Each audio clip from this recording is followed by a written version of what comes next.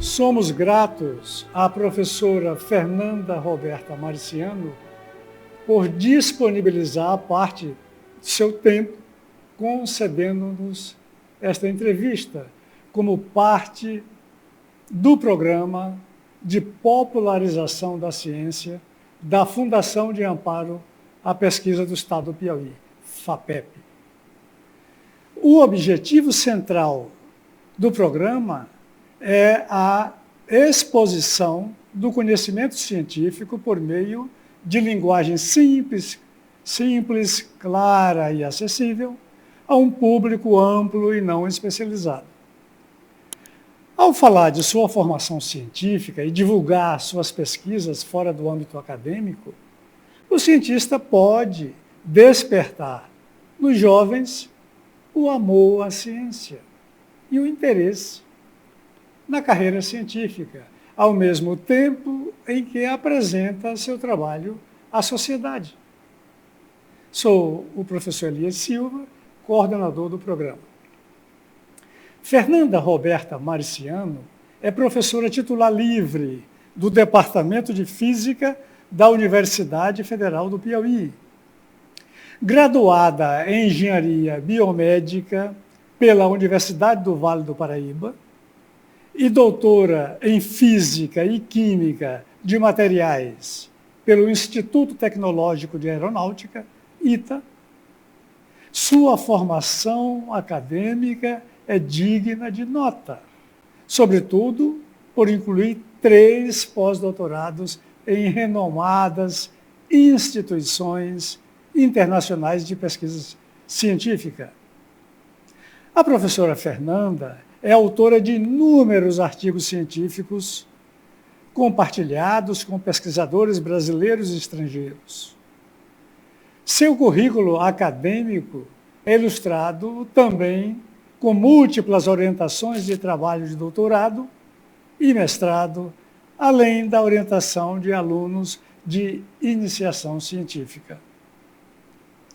Iniciando esta conversa, gostaríamos de ouvir da nossa convidada sobre sua motivação inicial para a ciência e sobre os passos que se seguiram na construção de sua formação científica, assim como sobre os incentivos e obstáculos, se existiram,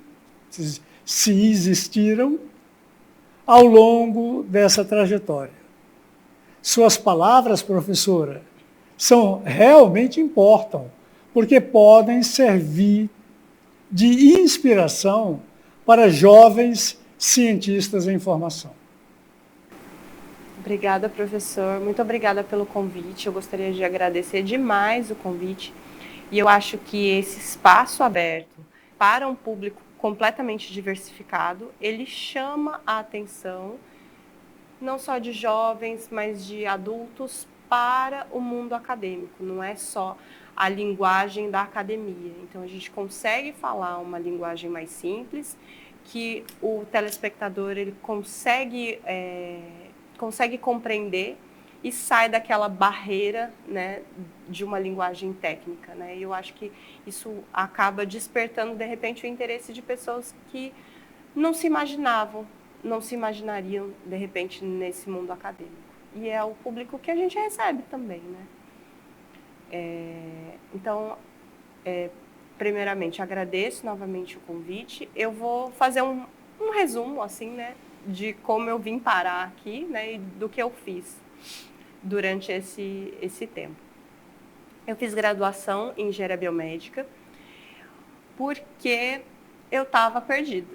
Então, durante a minha vida, durante assim, a minha juventude, eu achava que eu queria medicina. Não sei porquê, na minha cabeça, eu tinha um sonho de fazer medicina. Não sei se era por seriado, ou se era porque via na televisão, ou porque eu tenho uma tia que é médica, hoje já está aposentada, mas a gente ficava naquele sonho.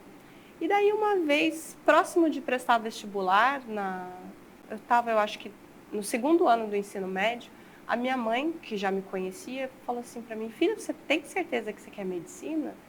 Eu falei: tenho. com toda afirmação, tenho. Por quê, mãe?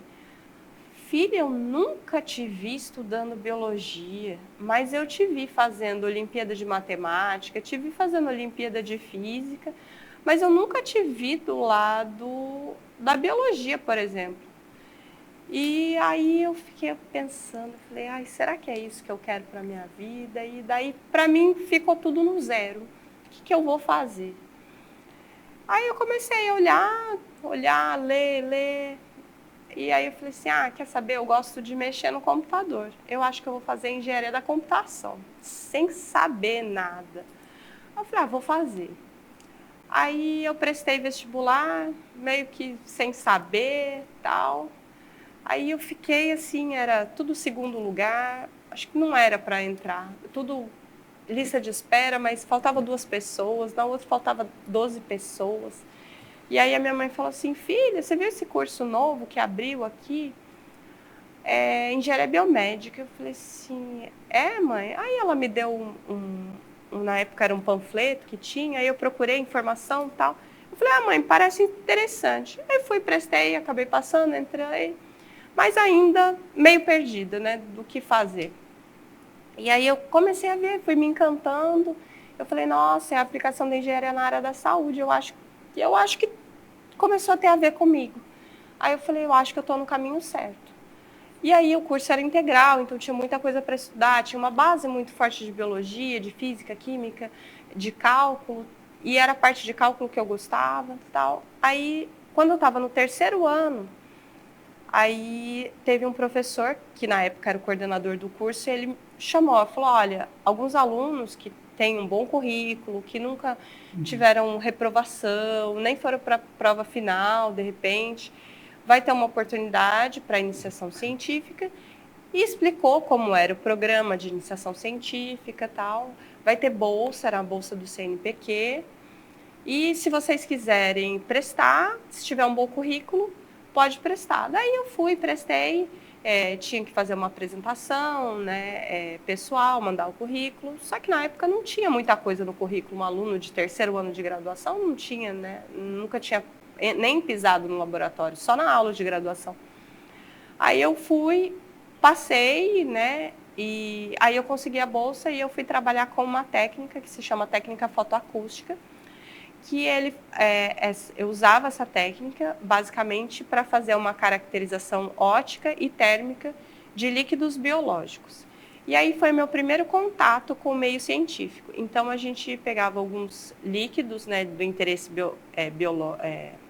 interesse biomédico, né, como o líquido sinovial, né, que é o líquido da articulação do joelho, muco, saliva, e fazia algumas testes, né, para saber as propriedades, se era influenciado com temperatura e outros tipos de influência, quando a pessoa tinha alguma doença, alguma coisa assim, e a gente foi estudando isso. E daí disso eu passei a estudar resina odontológica, que era para a parte odontológica, né, para fazer cura de resina que demorava um tempo inferior.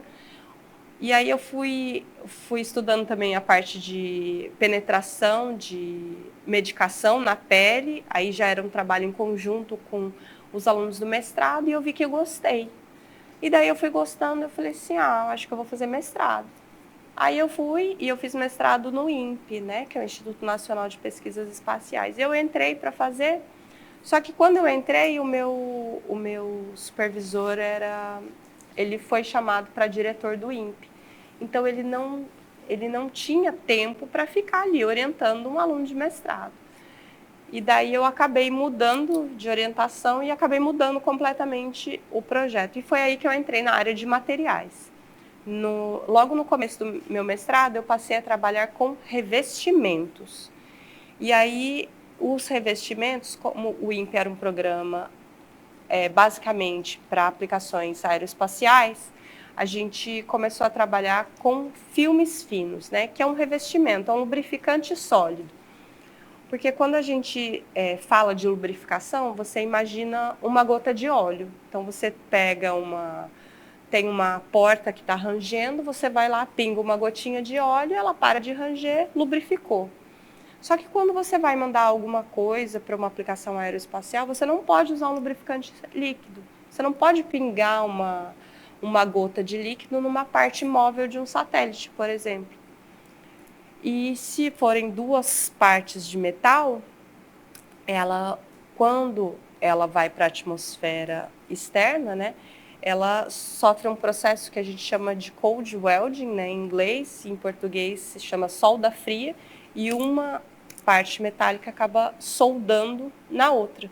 E aí o painel solar, por exemplo, a parte móvel de um satélite, a hora que ela vai para a atmosfera externa, ela está colada, está soldada e não consegue abrir. E aí o que faz?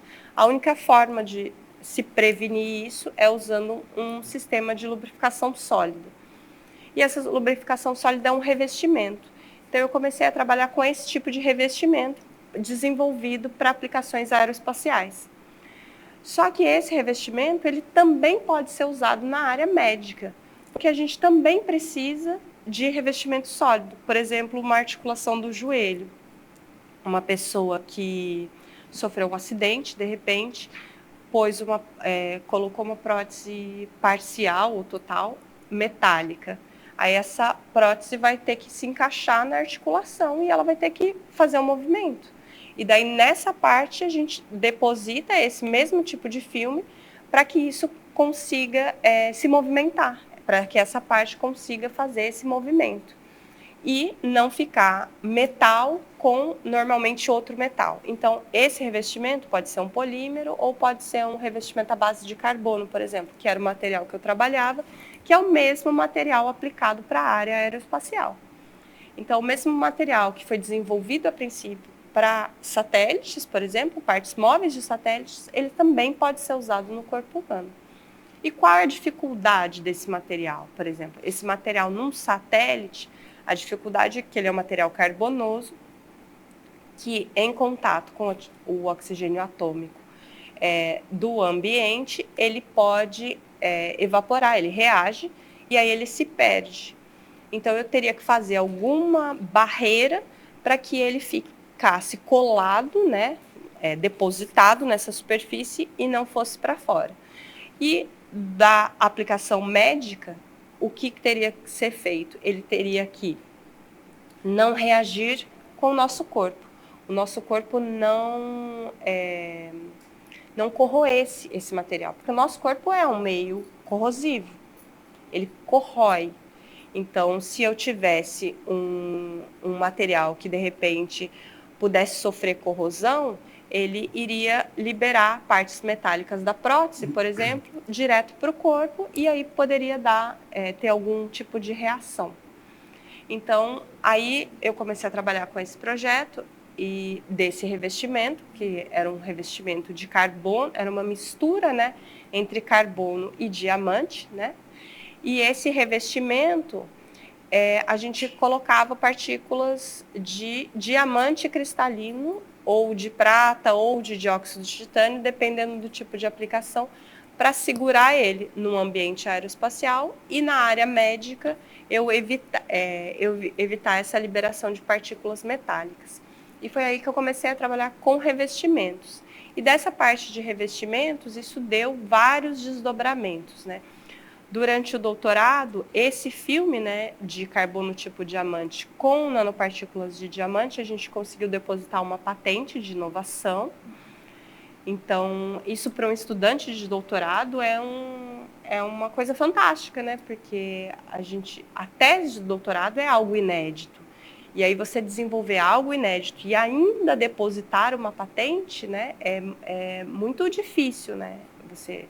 Você conseguir isso. E daí a gente depositou essa patente, eu entrei com o processo de patente ainda no doutorado, estava no meu segundo ano de doutorado, e daí, paralelamente, fui seguindo com o trabalho.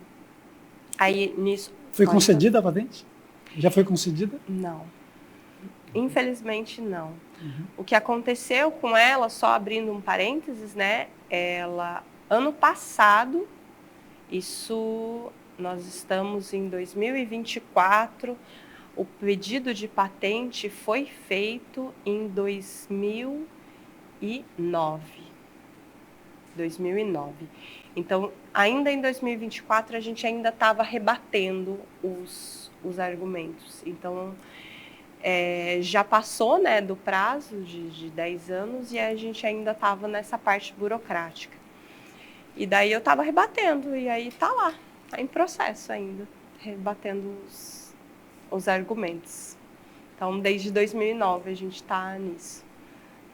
Assim, de vez em quando aparece o processo, surgiu esse argumento aqui, daí a gente ia lá, rebate. De vez em quando aparece, mas ainda está em processo. Acho que o Brasil é único nisso. Né? Isso. Uma vez eu assisti uma palestra, eu não me lembro o professor, mas me chamou muita atenção a fala desse professor. Né? Ele falou assim, bem claramente, e na época me assustou. Hoje eu entendo, mas na época ele me assustou. Ele falou assim, se você tem um grande inimigo, dê a ele uma patente. Aí eu fiquei pensando, nossa, hoje eu entendo. Porque você fica naquele bate-rebate, bate-rebate, bate-rebate, e você gasta dinheiro, gasta muito dinheiro com isso.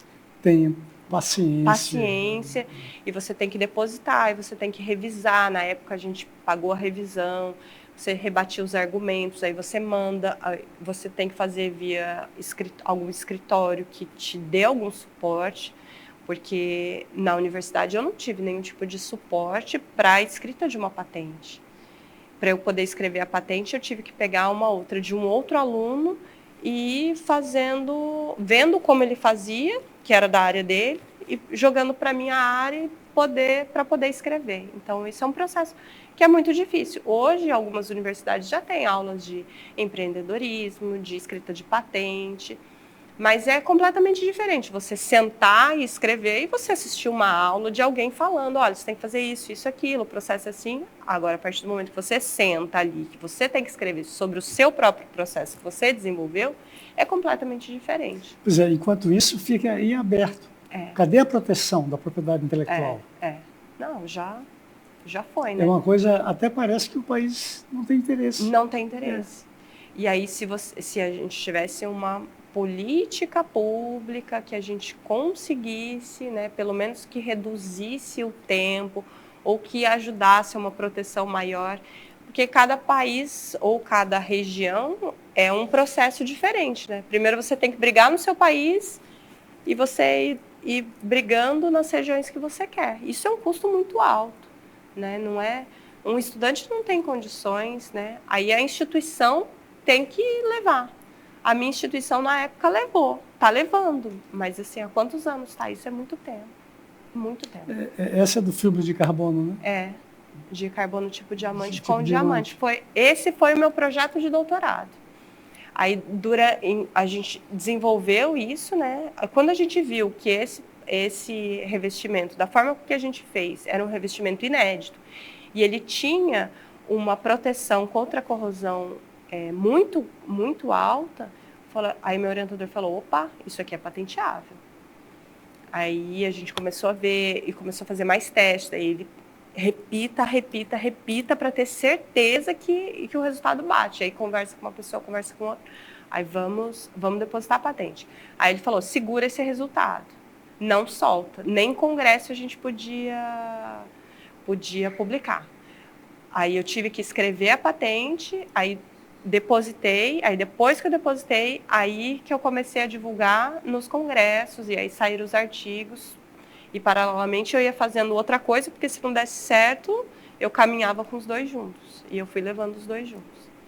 Aí eu fui tentando o mesmo revestimento com outros tipos de nanopartículas para ver as propriedades que tinham, daí eu fui estudando outras coisas paralelo, até que eu conseguisse poder divulgar o meu próprio trabalho. Mas é isso, esse é o problema da patente. Pois é, e algo tão importante. Sim. Para o próprio desenvolvimento do país, né? Desenvolvimento científico. E não só, inclusive, o número de patentes que o país produz é um dos indicadores do estágio de desenvolvimento científico do país. Sim. E o Brasil perde feio em patentes, não é? Sim, sim. É bom em publicações, de bons artigos, Sim, em revistas sim. boas. É reconhecido, É reconhecido. nisso. E é bom também na formação de pessoal, Sim, mas é ruim também sim, no nível de investimento em ciência e tecnologia. sim, sim, Isso aí, patentes. sim. A gente tem algumas ótimas fundações de amparo à pesquisa no Brasil, tem algumas que não são tão boas assim, mas a gente tem algumas instituições que se destacam, né, no meio brasileiro e que investem realmente pesado na ciência, mas essa parte de patente realmente ela deixa muito a desejar mesmo.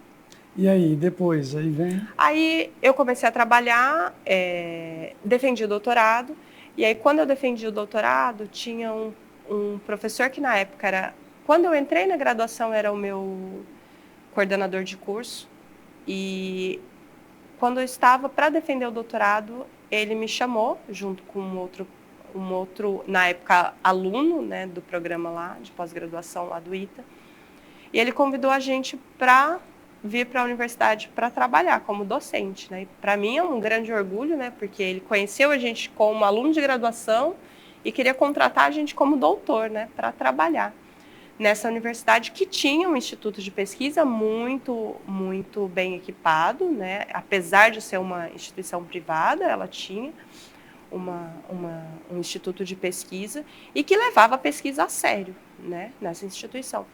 E aí eu comecei a trabalhar lá, e lá a gente começou a montar, né, isso em São José dos Campos ainda, e a gente começou a montar um laboratório, eu e esse outro professor. A gente montou um laboratório, então, e aí esse laboratório começou a se destacar com muitos alunos, e aí a gente conseguiu aprovar projetos tanto da FAPESP quanto da FINEP, CNPq, e começou a girar esse laboratório.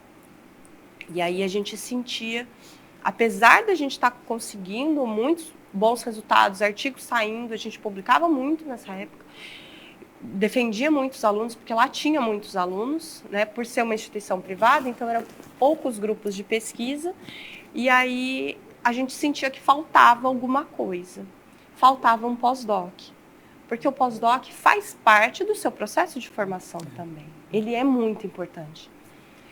Aí pensa, aí como era uma universidade privada, eu tive que pedir uma licença, né, sem remuneração, para fazer o pós-doc. Aí nisso eu fiquei 1 ano com bolsa da FAPESP, e depois eu acabei ficando mais 18 meses com bolsa da CAPES, porque eu voltei, mas eu continuava vinculada com uma instituição, então eu consegui voltar para lá, né? Ficar 1 ano e meio.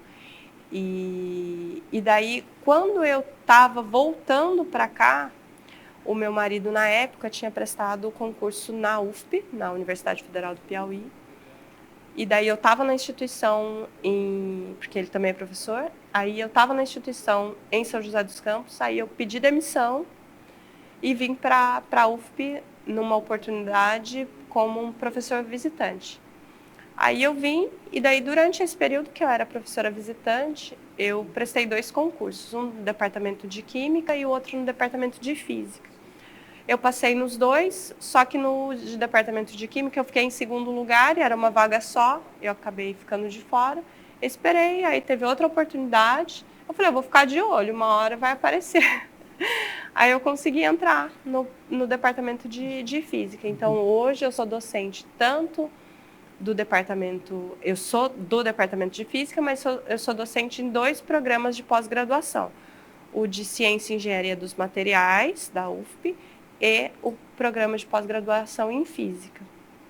Então, e o nosso programa em Ciência e Engenharia dos Materiais, ele é a nota 6 da CAPES, né? Uhum. É bom explicar que a nota 6 da CAPES, a CAPES tem uma nota que vai até 7, né? Então, essa nota de 6 é uma nota que pouquíssimas universidades têm dentro da área de materiais. Então, é uma nota muito boa.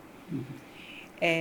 E daí, durante esse período agora, né, recentemente, eu fui fazer o pós-doc, eu pedi uma licença, né, de 6 meses, para fazer um pós-doc no exterior, e aí eu fui para a França, em Grenoble, né, na universidade de lá, que é o CNRS, e daí dentro do CNRS tem o CERMAV, que é um instituto de polissacarídeos. Então eu fui trabalhar com um gel, e esse gel a gente incorporava, dentro desse gel, partículas de peróxido de cálcio, que são partículas que liberam oxigênio. E essa liberação de oxigênio é uma liberação de forma controlada, e a gente faz isso porque essa liberação ela tem atividade bactericida. Então a gente produzia um gel com atividade bactericida durante determinado tempo, né? Então esse era o projeto, a gente ainda está em fase, né, o projeto continua, essa é a minha parte, é um projeto grande, são vários professores envolvidos, são 6 pessoas que ou já foram ou vão para a França, entre alunos e docentes, né? Alunos de pós-graduação e docentes, cada um. Os alunos podem ficar até 10 meses, os docentes até 6 meses, né? E daí eu voltei no comecinho do ano passado e foi o que a gente acabou fazendo. Durante a minha carreira, eu trabalhei muito com revestimentos, né? Revestimentos metálicos, só explicando como que eu saí do revestimento metálico para o gel. Eu sempre trabalhei com revestimento aplicado à área biomédica, né? Então eu vim do Instituto de Aplicação Aeroespacial, mas por causa da minha formação eu sempre fazia a aplicação para a área aeroespacial, mas que eu pudesse aplicar na área médica também, né? Eu trabalhava com essas 2 aplicações. E aí, com essa parte de revestimento, eu passei a estudar diferentes tipos de revestimentos para a área biomédica. E daí a gente acabou passando por alguns tipos de polímeros e chegando a alguns tipos de géis, né? E aí esse é um tipo de um hidrogel feito à base de açúcar, né? Açúcar do tamarindo. Então, esse é o projeto que eu desenvolvi lá na França, que ainda a gente continua, né? Porque ainda tem alunos de pós-graduação ainda continuam trabalhando nisso. E há outros professores trabalhando com hidrogéis no Exatamente. departamento de Química, né? Exatamente. Isso. Tanto no departamento de Química, quanto no programa de pós-graduação em Ciência e Engenharia dos Materiais. Isso. Pois olha, isso é uma bela descrição, viu? Espero que influencie jovens aprendizes que queiram fazer ciência, né? Como se forma como se adquire uma formação científica, né? Para ter autonomia, produzir projetos, tocar projetos. Eu acho que é por aí o caminho de uma formação sólida. Vamos em frente. Nós gostaríamos de saber quais os projetos em andamento em seu laboratório. Esse que eu falei do gel é uma das linhas, né? A outra parte, a parte de revestimento, tem um artigo que saiu agora, 2025, saiu mês passado. O que era esse projeto? É de uma aluna de doutorado, né? Conjunto com outras instituições também. Então, a gente pega uma liga de titânio e produz nanotubos de titânio em cima dessa liga. Então, a gente faz como se fosse uma corrosão em cima da superfície dela. E se você olhando microscopicamente, você vai enxergar como se fosse uma escova de cabelo com vários tubos assim em cima. E daí essa superfície, né, com esses tubos, né, de titânio, a gente percebeu, caracterizando ela, que no interior do tubo ela conduzia mais eletricidade do que na parte externa. Isso é importante para o processo de regeneração óssea, porque durante um processo de cicatrização do osso, né, vamos assim dizer, se a gente tem uma condutividade elétrica maior, a gente favorece o processo de osteointegração, né, que é o processo de formação do osso. E aí, o que a gente quis fazer com esse trabalho? A gente usou isso como um scaffold, né, como uma base, um arcabouço, um material de suporte E daí ela está depositando em cima dessa superfície, ela está fixando, né, peptídeos antimicrobianos, né, para a gente utilizar durante o processo de regeneração óssea. Então, esse é uma outra linha. E é uma outra linha que a gente está trabalhando também. Eu sempre trabalhei com revestimento, né, e esses revestimentos são depositados por plasma. Daí é um equipamento que a gente adquiriu, né, no ano passado, é um equipamento para ativação da água por plasma. E essa ativação da água, ela faz com que a água adquira propriedades antimicrobianas também. Então, o nosso objetivo é usar essa água ativada, né, com propriedades bacterianas, para que a gente consiga desenvolver produtos. Essa água ativada tem alguns projetos, não são do laboratório, mas alguns outros trabalhos de alguns outros grupos de pesquisa. Essa água, ela diminui o tempo ela quebra a dormência de sementes, né, plantas, então ela é utilizada na agricultura. Ela também é utilizada como aliado na desinfecção de alguns equipamentos médicos. E ela também por ela ser um agente antimicrobiano.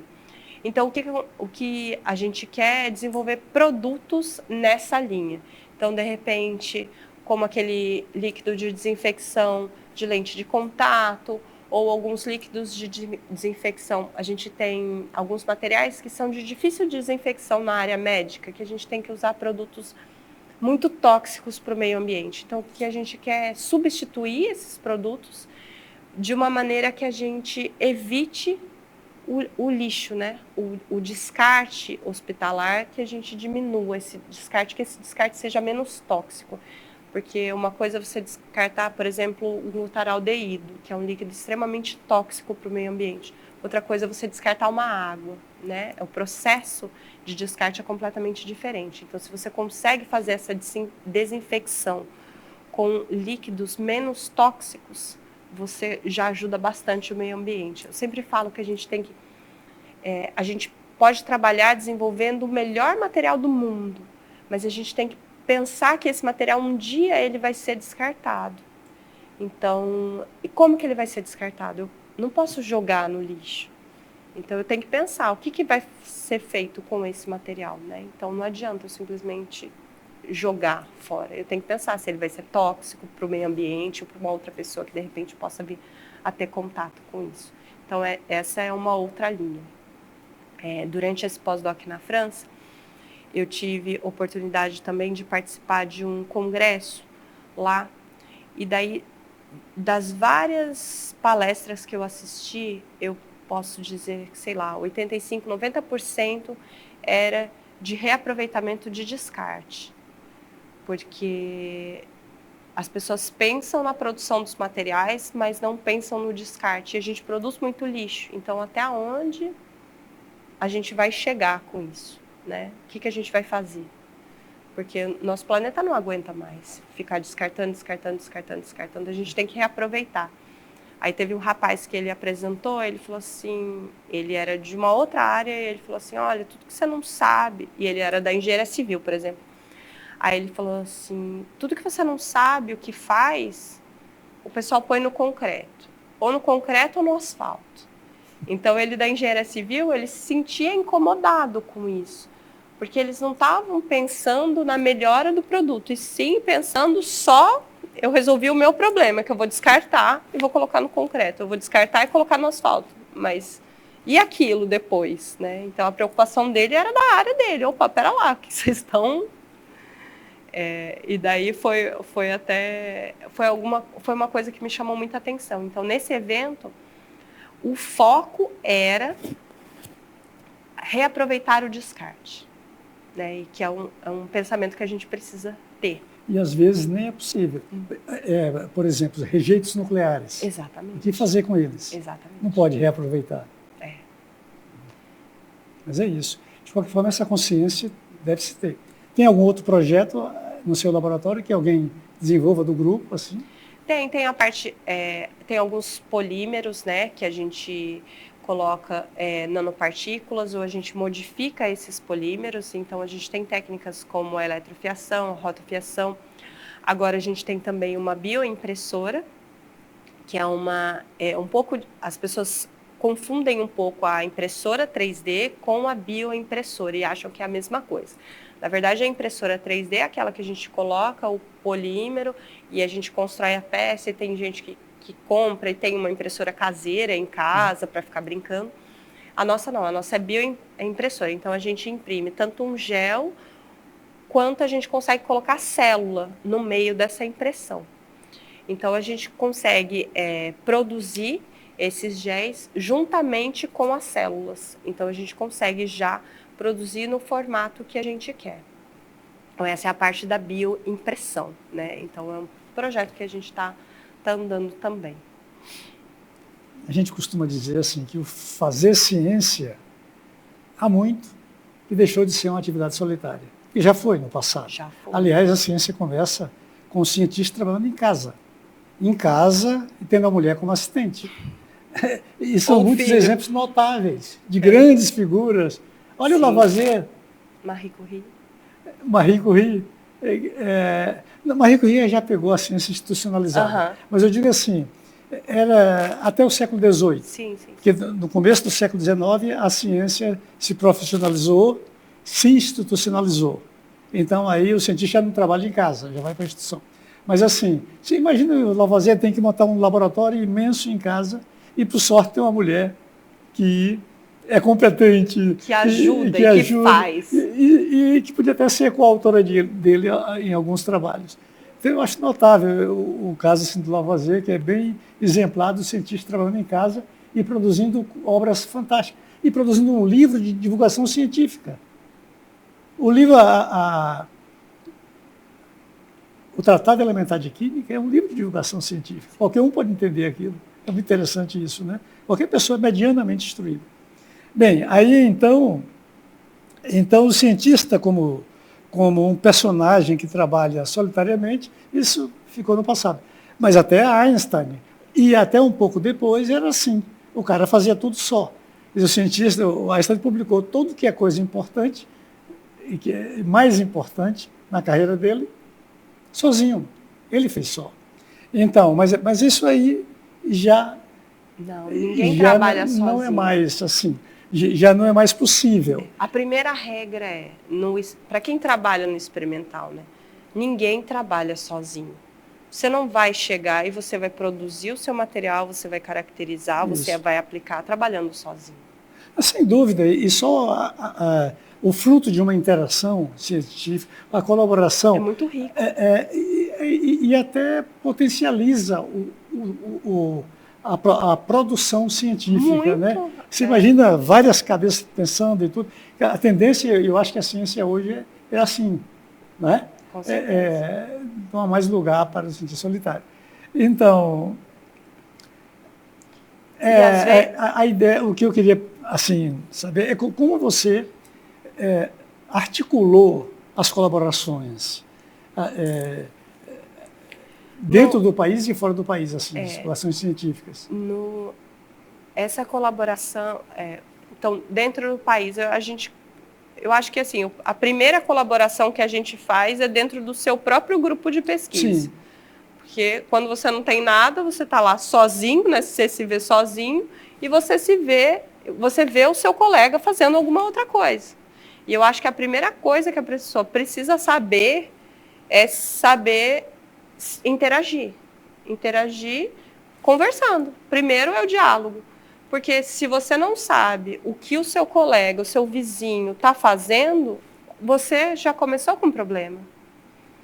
Porque, de repente, o problema do seu vizinho é a sua solução, ou vice-versa. Isso é bacana. Então, eu acho que tem que ter essa troca dentro do grupo. E para isso, eu acho que o principal é você vivenciar aquilo. No laboratório, eu sempre chegava cedo, né? Enquanto aluno de pós-graduação, eu sempre era das primeiras a chegar, chegava e sempre era das últimas a sair.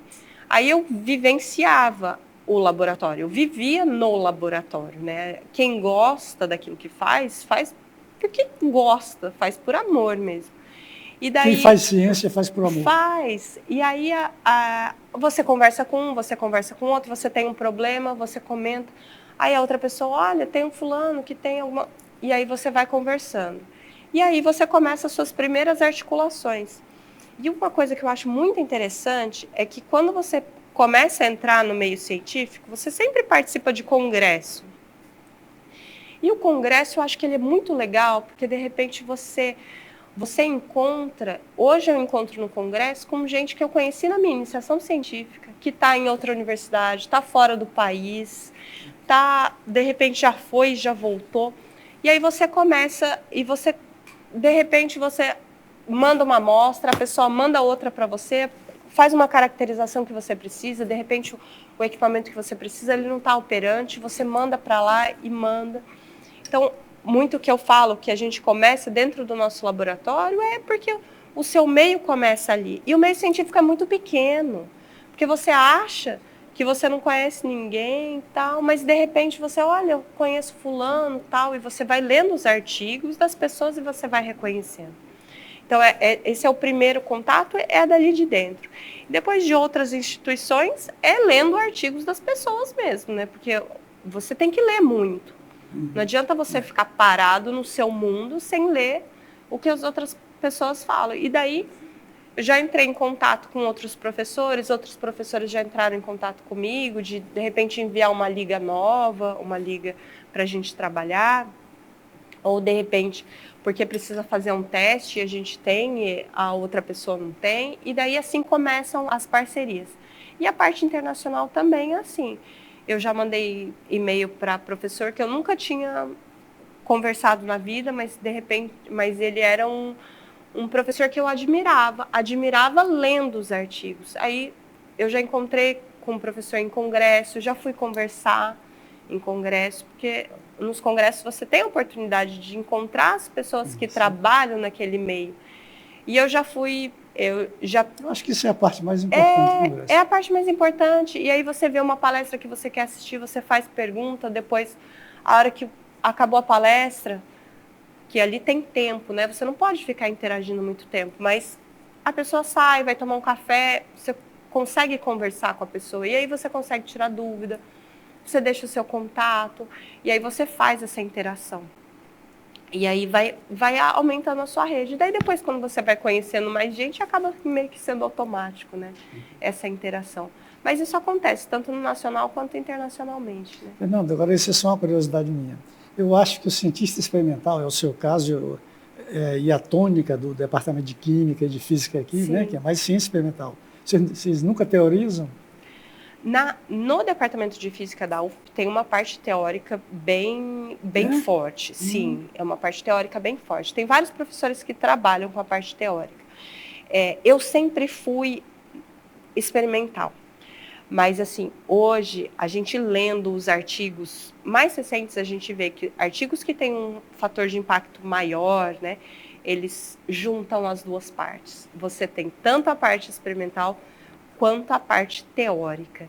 Nossa. E aí, quando você junta as duas partes, você pode ter certeza, o seu artigo vai muito além do que você imaginava.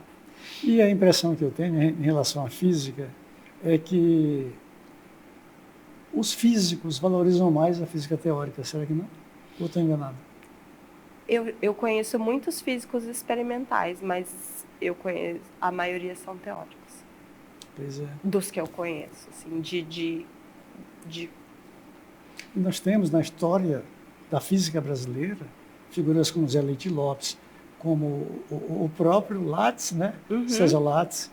Quer dizer, se bem que o César Lattes era experimental, o Leite Lopes era um físico teórico. Então, assim, a impressão que dá é que eles viajam muito, assim, o físico teórico teoriza, é aquela coisa assim, eu acho bacana, o cara deixar a imaginação, né, sair. Nós já, essa próxima, o que eu ia perguntar era sobre as patentes suas, mas você já falou sobre uma delas. Eu tenho uma que tá aí, né, desse bate-rebate, e a outra, o que aconteceu com ela? Eu entrei com pedido de patente. Na época eu estava numa instituição que era privada, né, no interior do estado de São Paulo. E aí eu saí de lá, né? E aí eu acabei saindo, a outra pessoa também acabou saindo, e aí eles perguntaram, olha, a gente não tem interesse em levar. Aí acabou se perdendo. Então, essa a gente abandonou mesmo. Pois é, você vê, sem estímulo, sem nada. Sem estímulo. É terrível, porque o país precisa de uma coisa dessa e não valoriza uma coisa dessa, né? Quer dizer, uma coisa que me chamou a atenção, quando eu vi também no currículo do Edson, quer dizer, tem várias pessoas solicitando patente, mas não adianta. As coisas não andam no Brasil, né? Ao contrário, Japão, né? Japão, dos Estados Unidos mesmo, a China. Sim. A China é campeã de patentes, né? Isso realmente foi uma conversa muito proveitosa. Mais uma vez, quero lhe agradecer a sua vinda aqui e tudo que você falou aí. Acho que foi muito importante para o nosso programa de popularização da ciência essa conversa com você. Muito obrigado mais uma vez. Eu que agradeço.